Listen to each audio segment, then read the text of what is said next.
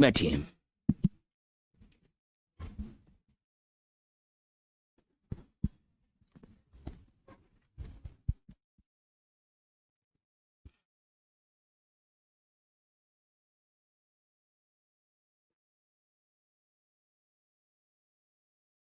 हो गया बेटा? ओके, बैठ जाइए सब।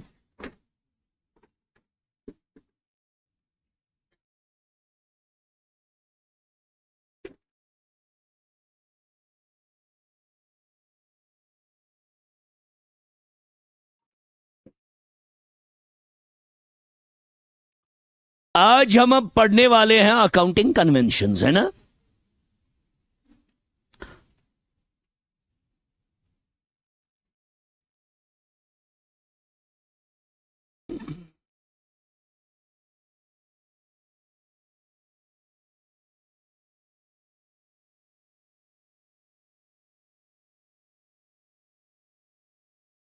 थोड़ा सा डेफिनेशन लिखिए, वरना वहां तो आएगा नहीं डेफिनेशन। थोड़ा सा लिख लीजिए, फिर मैं समझाऊंगा इसमें कौन कौन से आते हैं। वैसे आपको तो याद होंगे, है ना, सुनते हैं आजकल। ये जो होती है ना अकाउंटिंग कन्वेंशंस, ये जनरली एक्सेप्टेड प्रैक्टिसेस है which accountants follow while doing the accounting. आया समझ? लिखिए, accounting conventions are the generally accepted practices. Accounting conventions are the generally accepted practices that guide the accountants all over the world. That guide the accountants all over the world in recording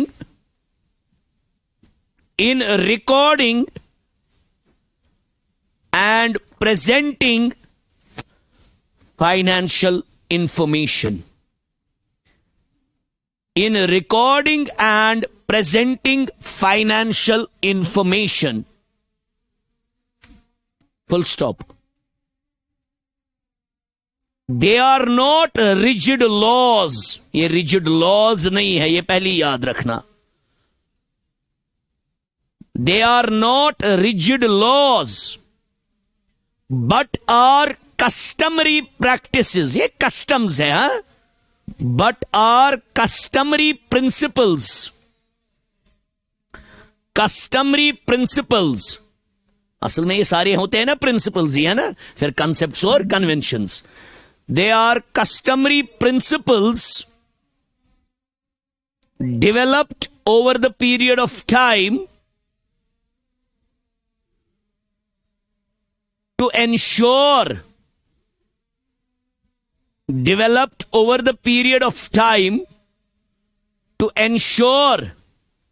consistency. ये इसमें याद रखिएगा, comma, reliability,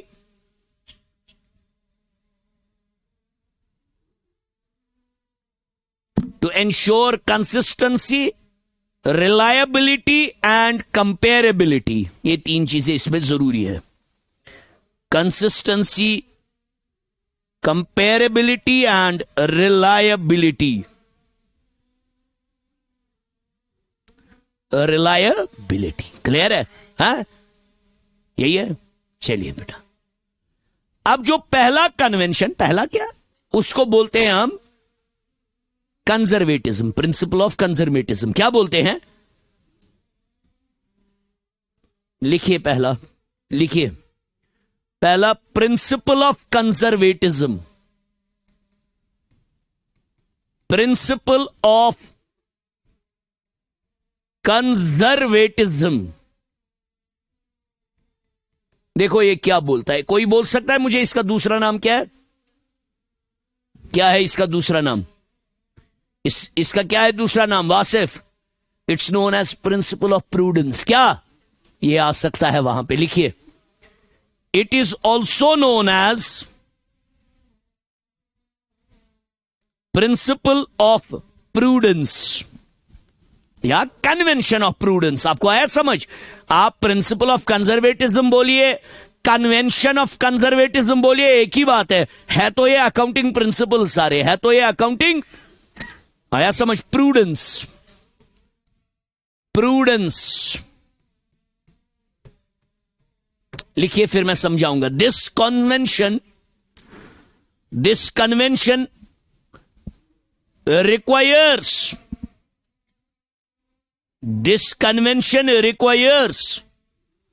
accountants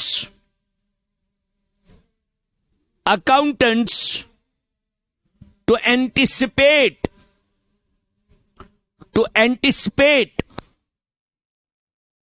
all possible losses,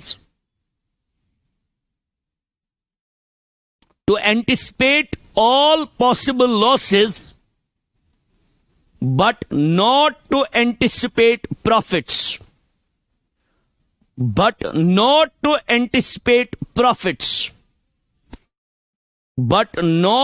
anticipate profits. Full stop. It ensures, इसे क्या हो जाता है? It ensures that financial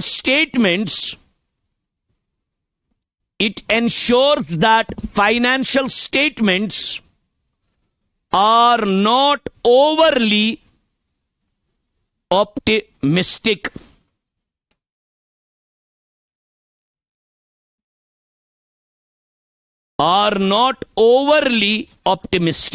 देखिए बेटा क्या बोलता है,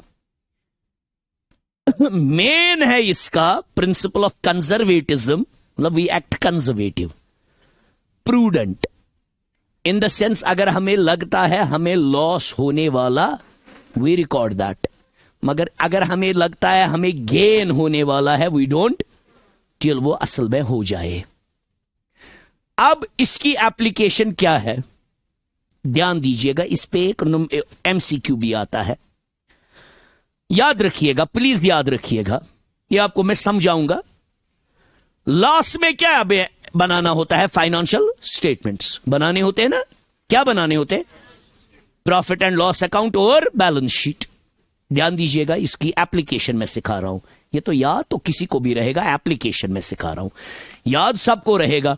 we anticipate the losses but we don't anticipate the profits. वो कौन सा प्रिंसिपल है? प्रूडेंस या कंजर्वेटिज्म। अब इसकी एप्लीकेशन है मेन। जब हम बनाते हैं, पूरा से समझ लीजिएगा बेटा, ये टेक्निकल इसमें यही चीज है। जब हम फाइनेंशियल स्टेटमेंट्स बनाते हैं, प्लीज देखिएगा, मैंने आपको परसों भी बोला हम दो साइड बनाते हैं, पर्टिकुलर्स और अमाउंट। जब असल में बनाएंगे मैं दिखाऊंगा ना तब आपको, पर्टिकुलर्स और amount.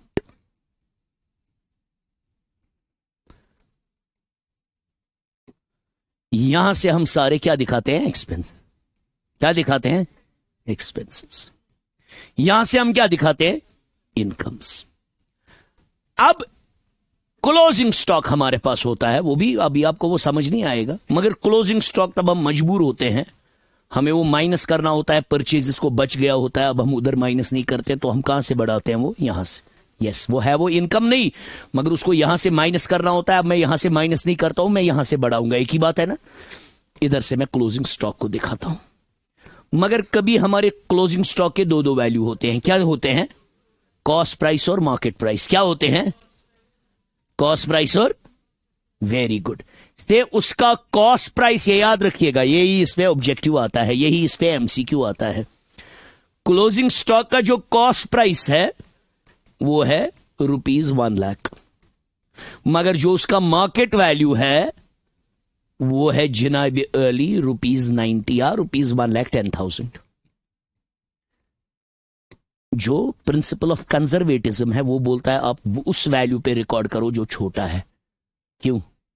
You will not anticipate the profits but you will anticipate the losses. अगर इसको मैं बड़े वैल्यू पे रिकॉर्ड करूंगा, ये साइड बड़ा हो जाएगा, मेरा प्रॉफिट इन्फ्लेट हो जाएगा। इसीलिए इसको बोलते हैं principal of conservatism. Principle of, समझ आया? लिखिए इसका application.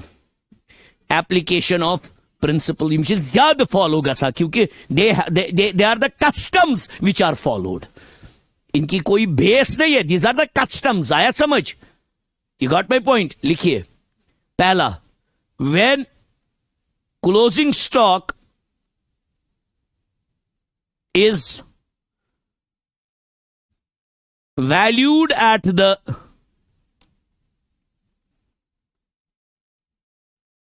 when closing stock is shown at both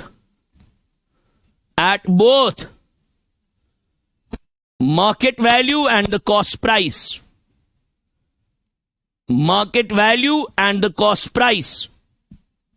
comma, we always show it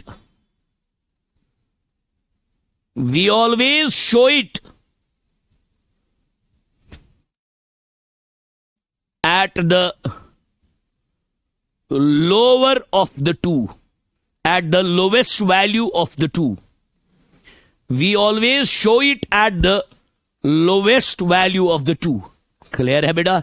इस पे आपको एमसीक्यू आ सकता है कि किस बेसिस पे उसको लोवेस्ट पे लेते हैं, किस बेसिस पे लेते हैं? प्रिंसिपल ऑफ कंजर्वेटिज्म या प्रूडेंस. या लिखिए दूसरा, एसेट्स. अगर अब क्लोजिंग स्टॉक नहीं हो, बाकी एसेट्स हो, उनके साथ भी यही हो जाता है. आया समझ? Assets are also to be valued. Assets are also to be valued at lower of the, दोनों में से जो छोटा होगा, लोअर ऑफ द कॉस्ट और मार्केट वैल्यू.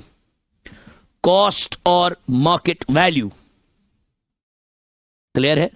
थर्ड एप्लीकेशन देखो, थर्ड एप्लीकेशन इसकी कितनी जरूरी है और इसमें भी क्वेश्चन आ सकता है. लिखिए, provisions are made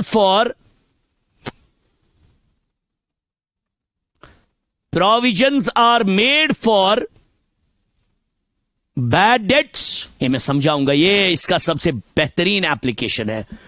provisions are made for bad debts, comma, depreciation and expected losses. Mister Gobra ध्यान दीजिएगा. आप एग्जाम्पल एक लिखिए, इसी को नीचे लिखिए एग्जाम्पल. इसी को एग्जाम्पल लिखिए ताकि आपको याद रहेगा क्या है प्रिंसिपल ऑफ प्रूडेंस, क्या है. हमें पहले मैं समझाऊंगा कश्मीरी में या उर्दू में, फिर मैं आपको लिखवाऊंगा एग्जाम्पल. कोई हमें ओ करता है कस्टमर 5 लाख रुपया. वो हमारे लिए क्या है? डेटर. वो बहुत सारे कस्टमर्स है जो हमें 5 लाख रुपए ओ करते हैं. उसमें हमें लगता है एक गड़बड़ करेगा, उसके पास 20,000 है. अभी उसने गड़बड़, मगर हम पहले उसके लिए क्या बना के रखते हैं? प्रोविजन. क्या बना के रखते हैं? इसी को बोलते हैं we anticipate the losses but we don't anticipate the profits. Yes, this is it. आया समझ? हमारे को कोई ओ कर रहा है 5 लाख रुपए. बहुत सारे कस्टमर्स हमें ओ करते हैं 5 लाख रुपए. हमें उसमें शक होता है, न्यूज सुनते हैं हम कि ये गड़बड़ करने वाला है, उसके पास 20,000 रुपए है. हम उसके लिए क्या क्रिएट करते हैं? प्रोविजन. क्या क्रिएट करते हैं? Provision. Provision is you create, you safeguard yourself with the expectation that in the future some loss will happen. मतलब you are pretty sure. मुझे पढ़ाना है ना आपको एक चैप्टर आगे, प्रोविजंस एंड रिजर्व्स, उसमें मैं समझाऊंगा ये पूरी तरह से. अभी मैंने आपको बोला provision is a way of safeguarding yourself with something you believe that in the future will be a loss. तो किया ना आपने एंटिसिपेट. लिखिए एग्जाम्पल लिखिए. If a debtor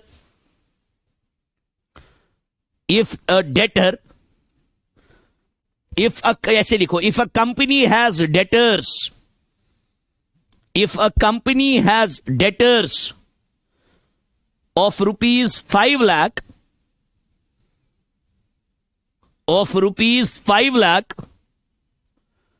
and expects rupees 20,000 and expects rupees 20,000 may not be recovered,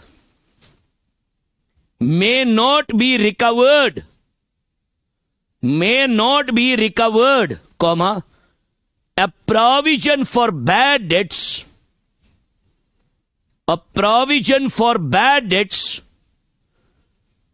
of rupees 20,000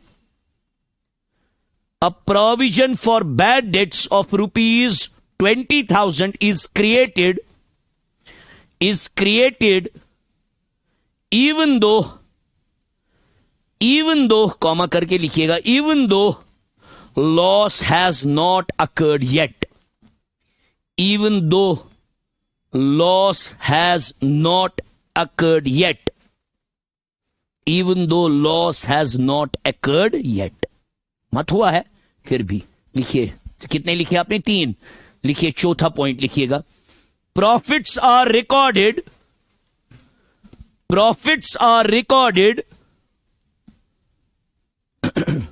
profits are recorded only when they are realized, only when they are realized, only जब वो सच में होंगे profit को तब record किया जाता है, मगर लॉस को इन एंटिसिपेशन भी रिकॉर्ड करना होता है। समझ आया? क्या नाम था इसका? प्रिंसिपल ऑफ कंजर्वेटिज्म या कन्वेंशन ऑफ कंजर्वेटिज्म। प्रिंसिपल बोलो, कन्वेंशन बोलो, मैंने बोला ना एक ही बात है, ये प्रिंसिपल्स के ही हिस्से हैं। अब है दूसरा, ये तो आसान है, ये सबसे मेन इसमें यही है, प्रिंसिपल ऑफ प्रूडेंस समझना वाला, ये तो आसान है। इसको बोलते हैं कन्वेंशन ऑफ कंसिस्टेंसी या प्रिंसिपल ऑफ कंसिस्टेंसी बोलो। कन्वेंशन ऑफ कंसिस्टेंसी हम यूजुअली भी बात करते हैं, भाई कंसिस्टेंट रहो, है ना, बोलते हैं ना।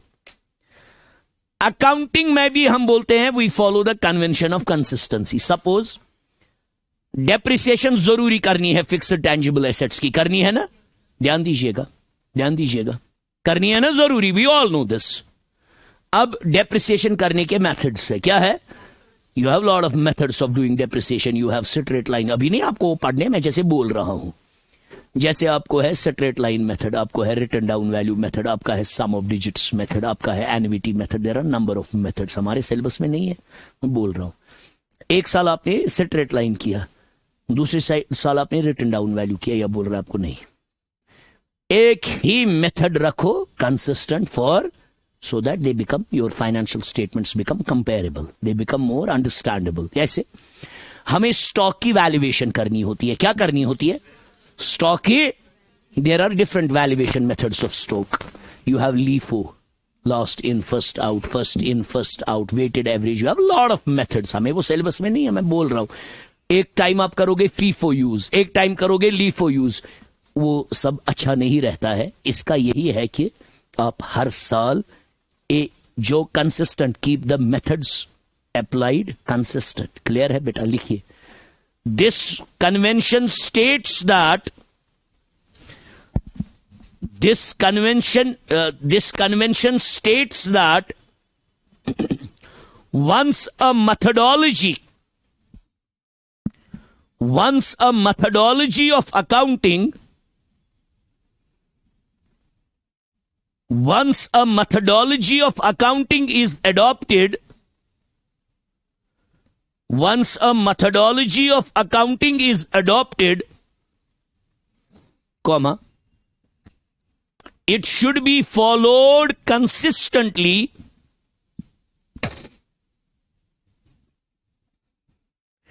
it should be followed consistently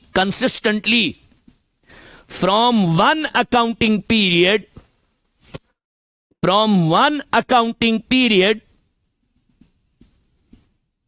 to another accounting period, नीचे लिखिए अकाउंटिंग पीरियड। आया समझिए? बड़ा आसान है, अब मैं समझाने के लिए लिखा रहा हूं। If a company is using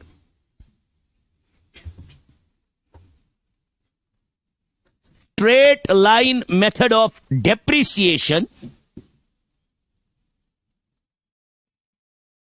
if a company is using straight line method of depreciation in 1 year,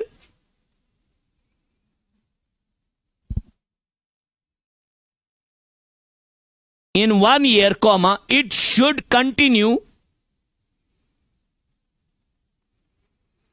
it should continue using the same method. It should continue using the same method in future years.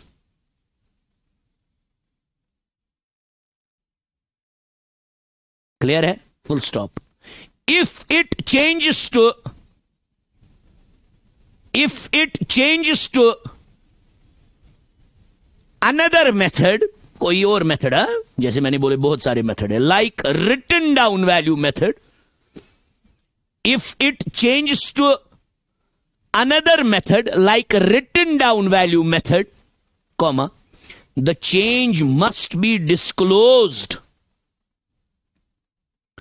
The change must be disclosed with reasons and impact. आया समझ? अब अगर करना है change, कोई valid reason है, you should highlight that valid reason, that why I am changing my accounting methodologies from this to. आया समझ? आया समझ? आया समझ? क्या लिखा? With valid reason and impact. With valid का चुका ऐसा, with valid reason and impact. अब इसका एप्लीकेशन लिखिए. एप्लीकेशन ही वहां आता है ना, हर किसी का तो एप्लीकेशन ही सिखाया है. नीचे लिखिए एप्लीकेशन, हम कहां कहां पे फॉलो करते हैं इसको, जैसे उसका मैंने सिखाया आपको. अगर आज से आपको आएगा MCQ, why because of which accounting convention we create provisions, prudence, है ना, we create prudence because of. आया समझ? पहला, सेम मेथड्स ऑफ डेप्रिसिएशन, पहला application. Same method of depreciation, same method of depreciation is used every year.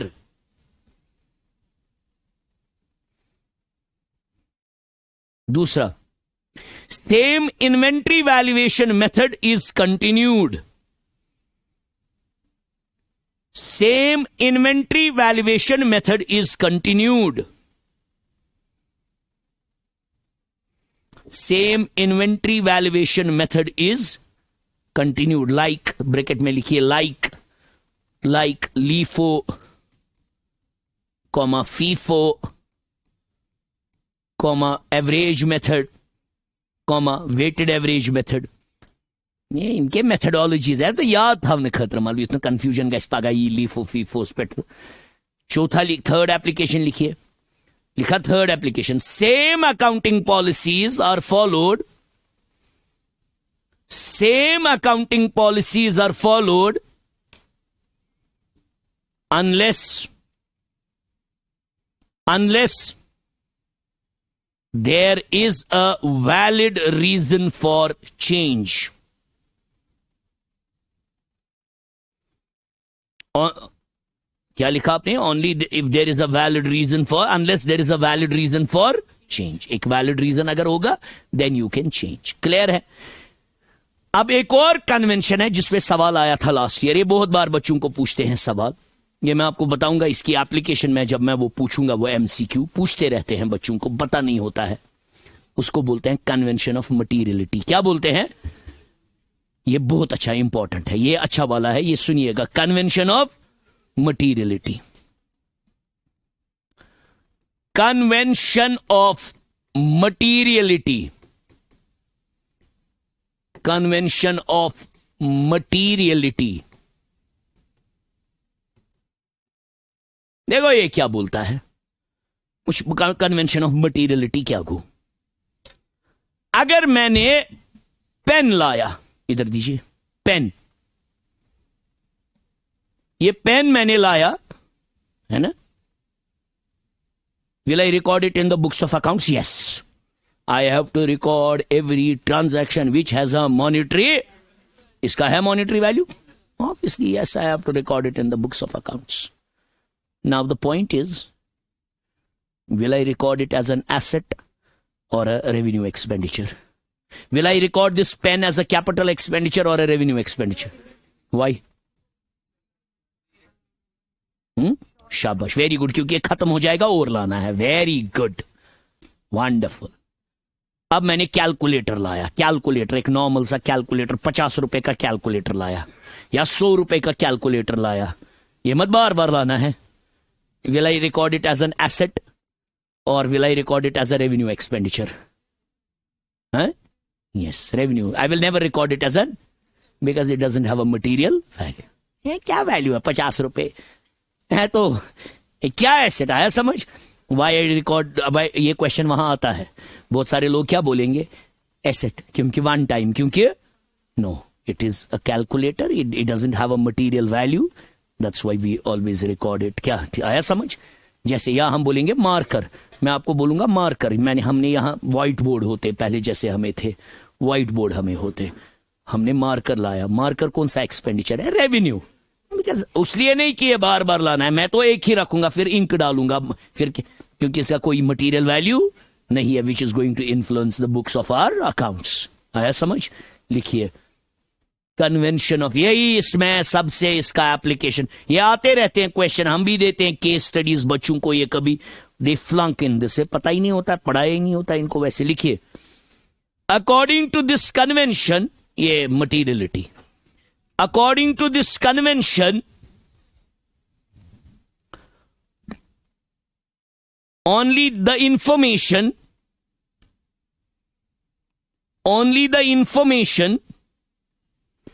that is important enough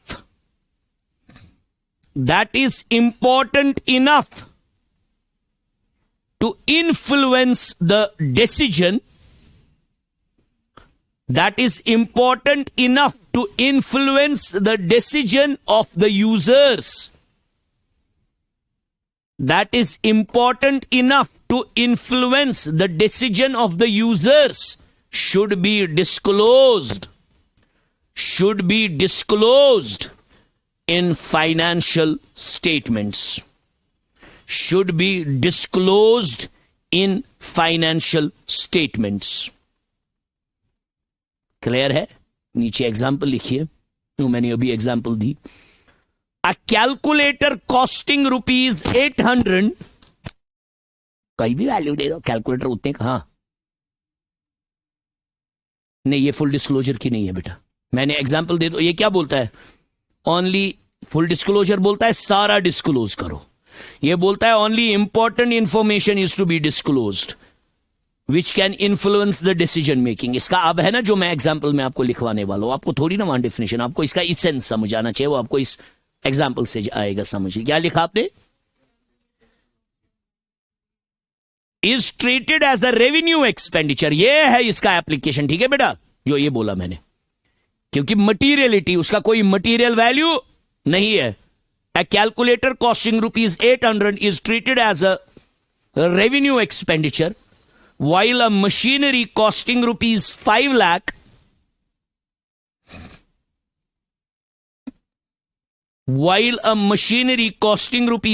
lakh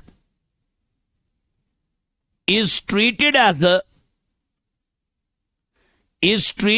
a fixed asset, is treated as a fixed asset and depreciated over its useful life.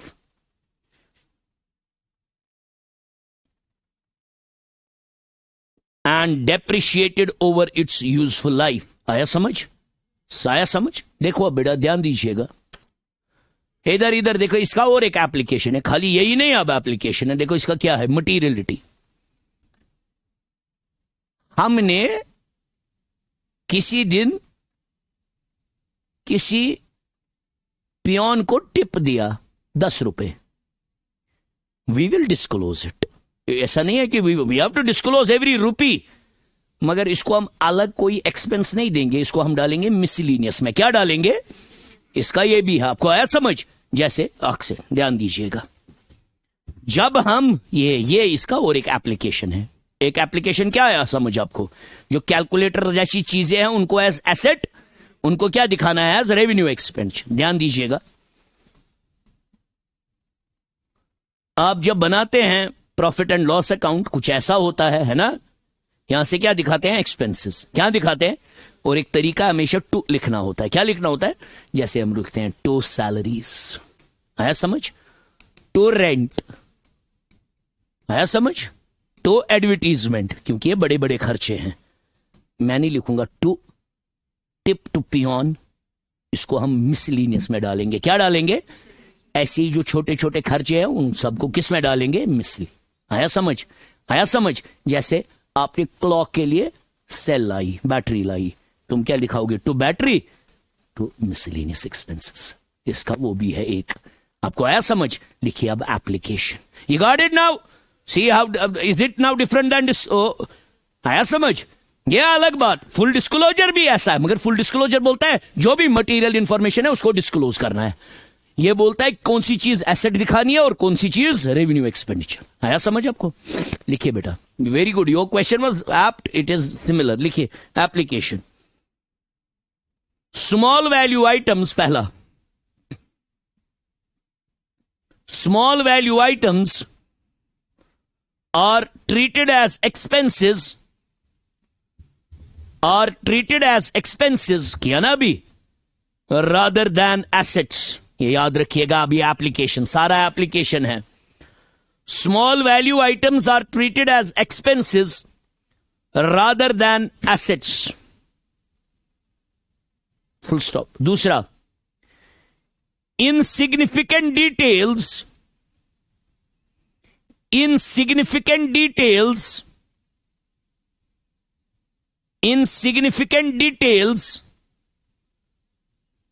are not shown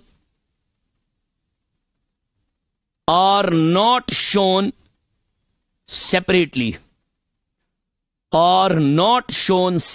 जो अभी मैंने बोला है।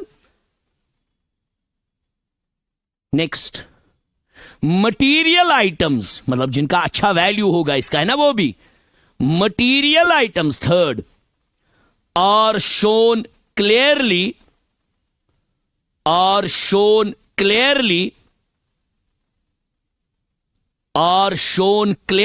And individually, है ना। Machine को अलग दिखाया, प्लांट को अलग दिखाएंगे, फर्नीचर को अलग दिखाएंगे, because they have a material. आया समझ? ऐसे मार्कर लाया, उसको अलग नहीं दिखाएंगे, उसको स्टेशनरी में डालेंगे, उसमें स्टेपलर भी डालेंगे, उसमें रिम भी डालेंगे, उसमें पेंसिल्स भी डालेंगे, इरेजर्स भी डालेंगे, क्योंकि उनका कोई मटेरियल वैल्यू, समझ है? समझ आया? लिखिए इसको लास्ट पे एक line. The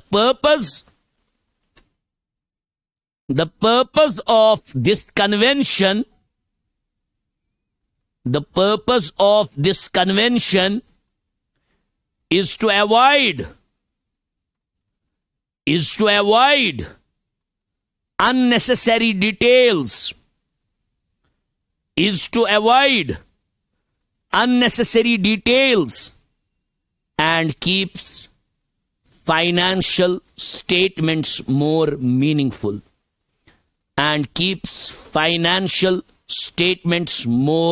meaningful,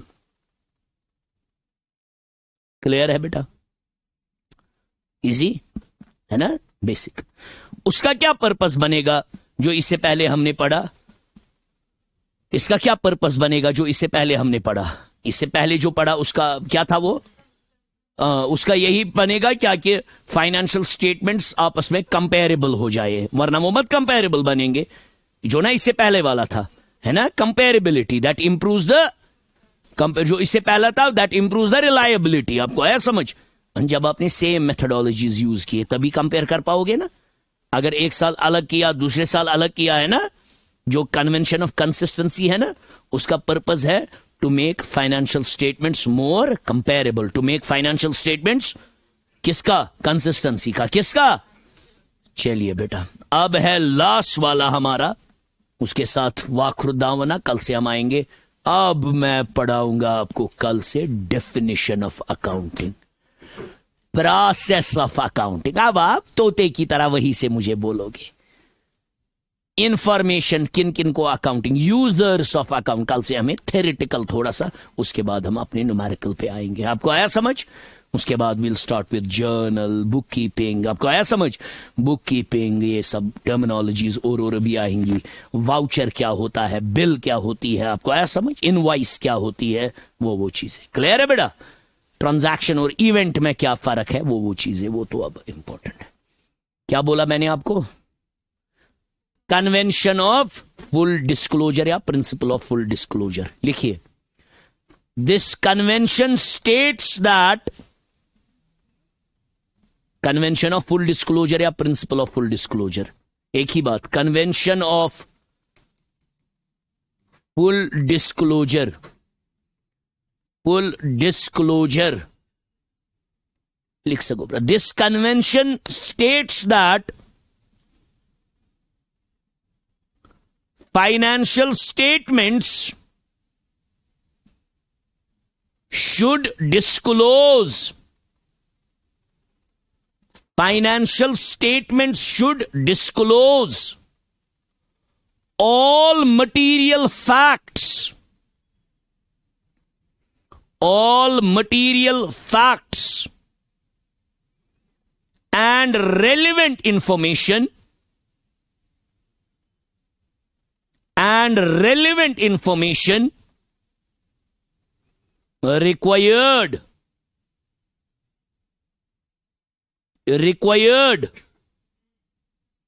for a true and a fair view of the business। देखो बेटा, required for a true and a fair view of the business। देखिए इसका क्या है, देखिए इसकी एप्लीकेशन क्या है। आपको हर कोई टीचर आपको बोलेगा इसकी एप्लीकेशन है, अगर हमने ये चाय का प्याला भी लाया ये भी रिकॉर्ड करो। ये तो पता ही है। नहीं, इसकी ये एप्लीकेशन नहीं है। No, it's not the application. नहीं, इसकी ये एप्लीकेशन तो पता ही है, ये तो अकाउंटिंग का ही रोल है। इसकी एप्लीकेशन ये है। You know what contingent liability is? That may happen to be a liability in the future. अगर हमारे खिलाफ किसी ने लॉ सूट किया है, क्या किया है? देखो इस प्रिंसिपल का ये क्या है, इस प्रिंसिपल की एप्लीकेशन क्या है, जो ना ये है फुल डिस्क्लोजर। हमारे खिलाफ किसी ने लॉ सूट किया है, अब हमारा वकील भी लड़ रहा है कोर्ट में, उनका वकील भी, चांसेस है ना हम ये लॉ सूट हार भी सकते हैं। अगर ये हम लॉ सूट हार गए, हम पे पेनल्टी है। वो पेनल्टी क्या है हमारे लिए? Contingent liability. Principle of full disclosure बोलता है इस कंटिंजेंट लायबिलिटी को दिखाओ, मगर बैलेंस शीट के अंदर नहीं। किधर दिखाओ? फुटनोट्स में।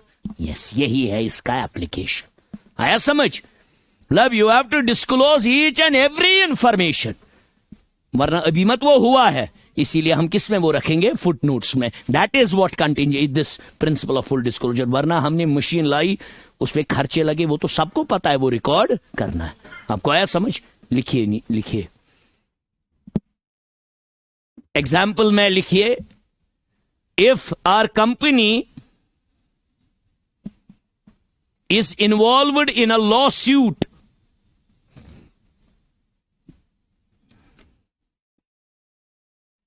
if our company is involved in a lawsuit that may result in a future loss, that may result in a future loss, that may result in a future loss, comma, it must be disclosed, it must be disclosed in the footnotes, in the footnotes to accounts, in the footnotes to accounts, comma, even though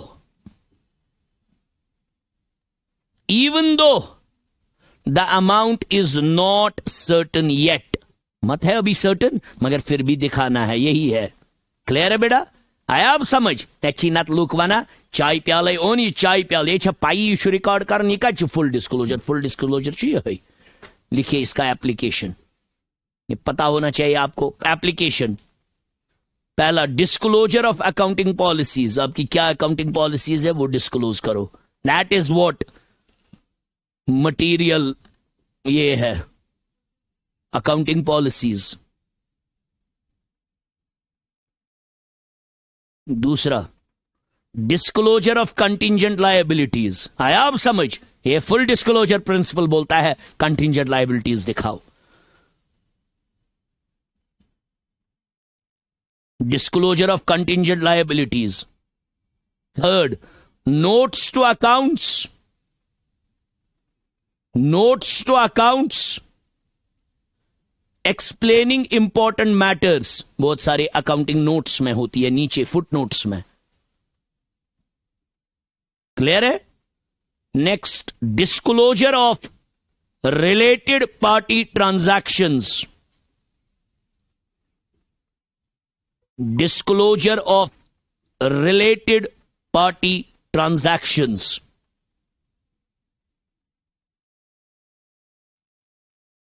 clear है बेटा?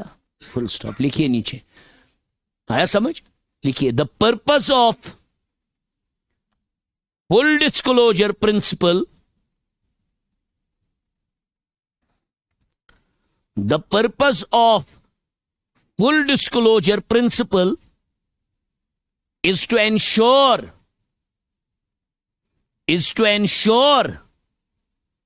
that the users of the accounting information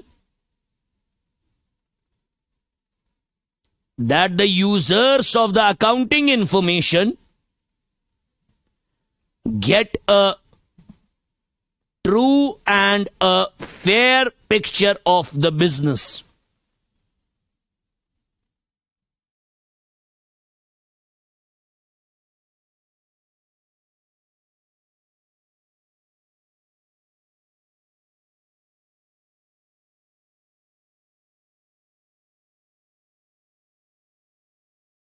true and a fair picture of the business, main यही है, और यही 4 हमारे syllabus में convention. Clear है?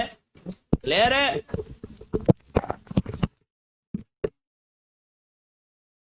नहीं समझ? कल से अकाउंटिंग की डेफिनेशन देखो, कितना पहले था अकाउंटिंग की डेफिनेशन के लिए आसान बनाना।